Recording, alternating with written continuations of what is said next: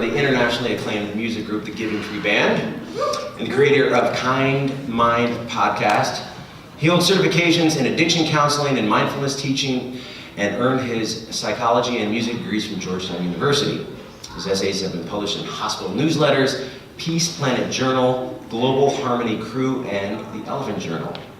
A lifelong student of meditation, Todd works fervently to help individuals, organizations, and communities build sustainable cultures of well-being and peace. I have not independently vetted any of that information, but it was written here, so I assume it's true. I do know that he's a fantastic individual, and you're in for a treat this morning. Help me welcome Todd Fink.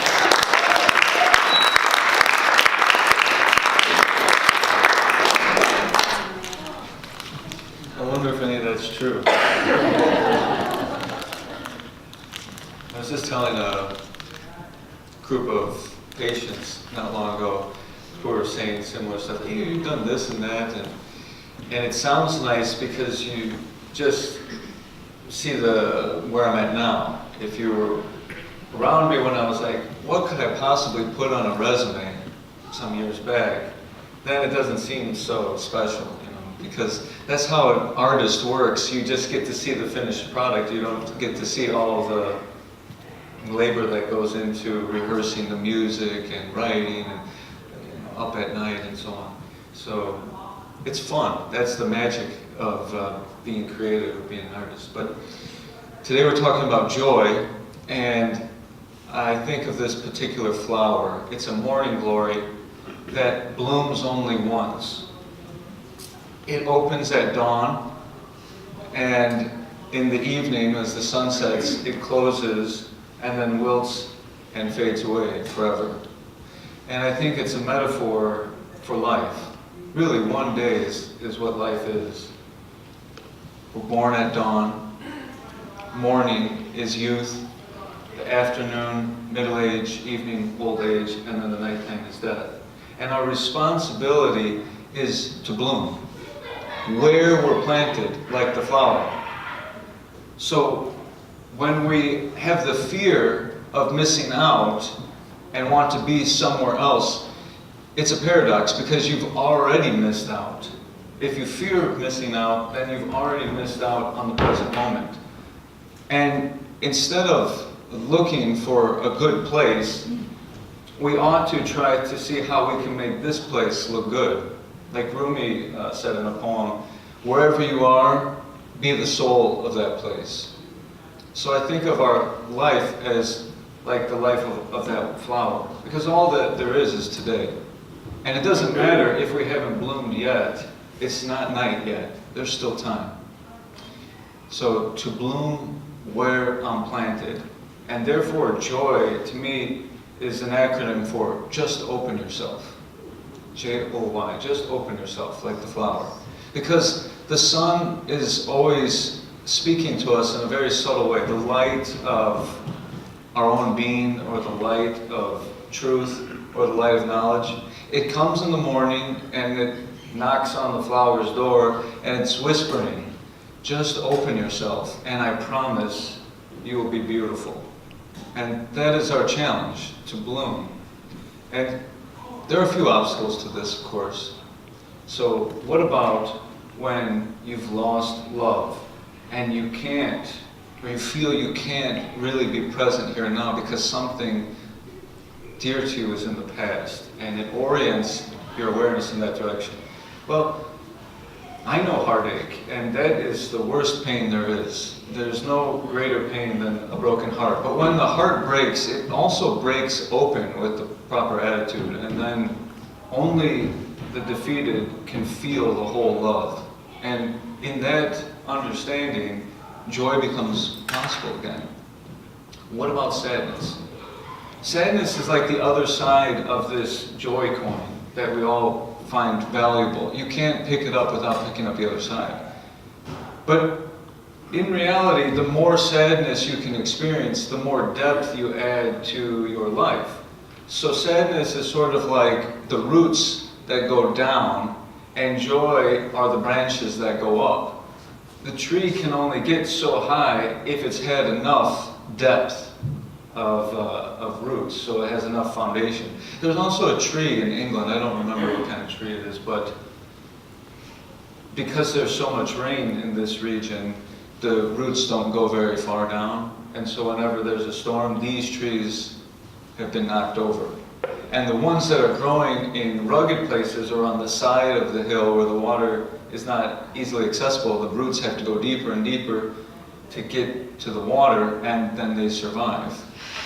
So we need to think of our sadness as the foundation for joy, and they're really like two sides of the same coin. Mystic poet William Blake said, "Excessive sorrow laughs, excessive joy weeps," which means they're really not that far away from each other. And joy, in terms of a psychological experience, is a little bit different than happiness or pleasure. I think joy is more of a spiritual experience. But there's interesting new research in the brain trying to figure out, well, where does this happen? And one region that we don't talk about a lot in psychology is called the precuneus region in the parietal lobe on the right side. So it's almost to the back, near the top, but only on the right side. And now we've found in some studies, some MRI studies, that the more subjects rate their joy, they assess their own joy to be higher, the more gray matter researchers find in that region. And the exact relationship is still somewhat of a mystery, but now we know if you meditate, that region in particular gets stronger. And when there's more neurons, more cells in that region, it seems as though the human being can get better at processing the information that is essential for joy and be able to tune out what is not essential. So it's sort of like not craving for something outside of the here and now, which is what fear of missing out is all about, and then immersing oneself in the joy of self-inquiry. And that particular region is strengthened by self-reflection, which follows the thinking, the expressions that joy comes from within. So happiness and pleasure, I think pleasure is a little higher version of happiness, and then beyond happiness is inner joy. But pleasure and happiness to some extent are really like pain relievers. Those are really about relief. So somebody has tension, so they take a drug and the tension is relieved temporarily. It's like a negative state or a relieving state. So eventually it comes back. And not just drugs, but food, people. If I have this person, then it will relieve the tension of loneliness, and then when the person's gone, it comes back, going to a place. And this is what we're witnessing when we have the fear of missing out. People finding pleasure.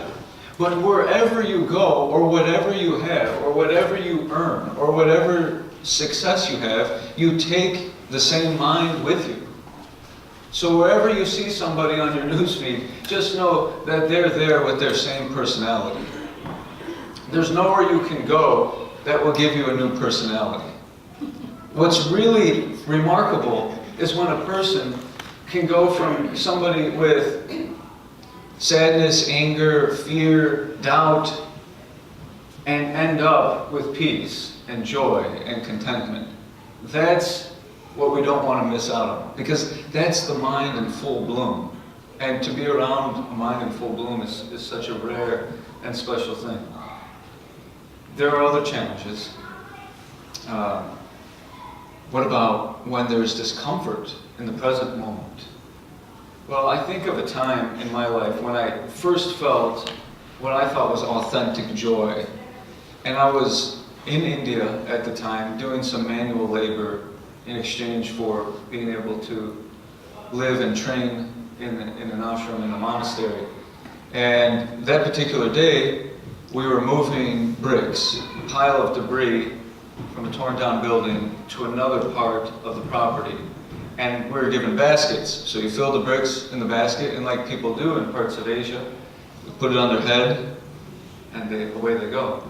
And it was very hot that day. It was in the middle of the day, and I was miserable. I was thinking to myself, what am I doing here? And there was a lot of things I was missing out on. Air conditioning. And people and things, other things I could be doing. But I looked around and I noticed that not everybody was suffering the way I was. And so I realized in that moment, it's not the work, it's me. What is it about me that's holding me back from the experience that some other people have? And I saw some people just totally content, moving bricks, singing to themselves. And I looked at my mind, I mean, I really looked inward, and I saw what it was doing. It was groping for anything to relieve this experience. It was looking for something outside of here and now. And somehow, because of the intensity of my discomfort, I was able to just let that go, let it all go. There's nowhere else to be. There's no one else I want to be with. And so when I say just open yourself, I mean specifically open the mind and the heart to wherever you are, to whoever you're with, to whatever you're doing. And something really happens. It's not just a fanciful idea. Like, something actually happens when it's fully experienced. Because something sprang up in me in that moment, and I had the most joyful experience up until that point of my life. But it happened while I'm carrying bricks on my head in the jungle, in an otherwise very unpleasant type of manual labor. And I think that's really important, because if I said, well, it happens on this Bali retreat, then again we're like, well, you got to go to some beautiful place and you have to have a very pleasurable environment. But it's not true. You just have to open yourself where you are. And this is the whole reason why we have other problems with connection and why loneliness has become an epidemic, because everybody is looking outside of the present moment. So we can't open ourselves up to each other. I can't fly on a plane anymore and turn to the person I'm going to be sitting with for 6 hours and say, I'm Todd, because they're already elsewhere. They're already looking into the phone or into the computer or somewhere else. And it's a missed opportunity here and now. So by being outside of the present moment, we've already lost. And when your mind goes out, when there's fear of missing out, the senses don't work. Like, the eyes see, but there's no looking. The ears hear, but there's no listening. The hands touch, but there's no feeling. So only when we open ourselves like the flower to the present moment do we really get the full experience, do we get the full bloom. And that is our responsibility. Then you don't have to go anywhere. The flower doesn't go anywhere. It just performs all the magic in the place where it's planted. That ought to be, our motto. Just today, let me bloom, fully bloom. And it doesn't matter if it hasn't happened yet, because if it's not the end, there's still time. There's still time to bloom. So try to overcome the limitations. Ambition is another one. We're always chasing a pot of gold at the end of the rainbow. But once you get into that blind pursuit, you're trapped, because there is no end to the rainbow. If you just stop and plant yourself once again, you get to see the whole rainbow. That is as full of an experience as there really is. So blind ambition is like chasing something. And when I first came to India to study meditation, I think what up until that point was inspiring me was learning about all kinds of occult things throughout my life. And I think that was another kind of fear of missing out. Like, wow, there's some yogis in Tibet and other places, and they've learned how to levitate or maybe move something with their mind. And so all these stories really drew my curiosity, but it was like a subtle form of foam. And I had to get over that as well. And I remember one time my teacher asked me, what did you come here for? What are you really seeking? And in my mind I was saying, well, I'm curious about all these things. I want to know what miracles are possible. And he must have just seen it on my face, or maybe because of his powers of intuition, he said, is there any greater miracle than joy? And I realized in that moment, there's nothing I could do that would finish this unless there's true contentment. I mean, I could learn how to do anything. I could become great at the instrument that I was working on. But if I'm not happy, like truly happy, then it won't be over. It won't be finished, it won't be complete, I won't be in full bloom. So from then on, I tried to keep checking that. And when I came back to like my band and my work, I was no longer trying to be great. I was just trying to get better at opening myself up. Because like I was working on things so that I could be great at this. Why?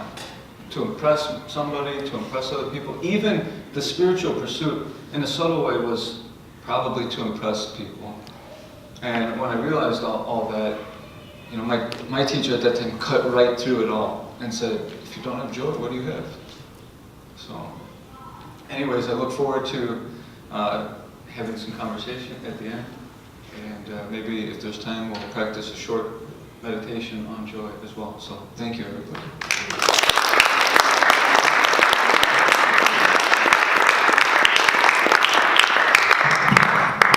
Awesome. Thank you, Todd. This should be interesting. I'm really not trying to impress you. I love Kathy. All right. So my kids requested this song this morning, so I kind of learned it and listened to it on the way here.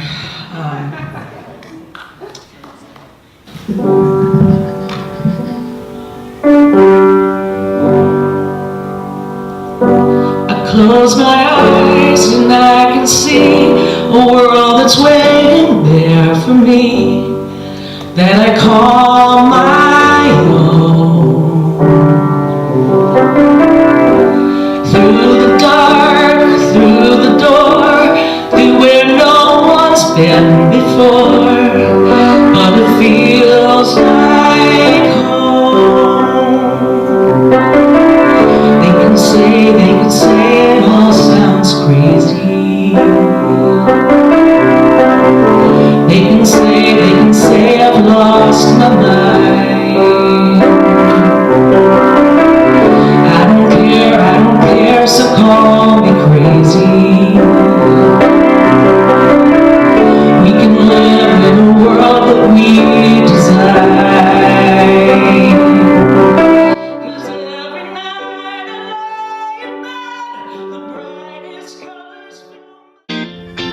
So what do you think? I would love to hear from you. Leave a comment below, or you can go ahead and sign up for our newsletter at speakeasyspiritualcommunity.com so we can keep the conversation going. Because Speakeasy is all about engaging in engaging conversations. I'm Maureen Muldoon, your spiritual vixen, reminding you to love more and fear less, and don't forget to laugh. What do you say?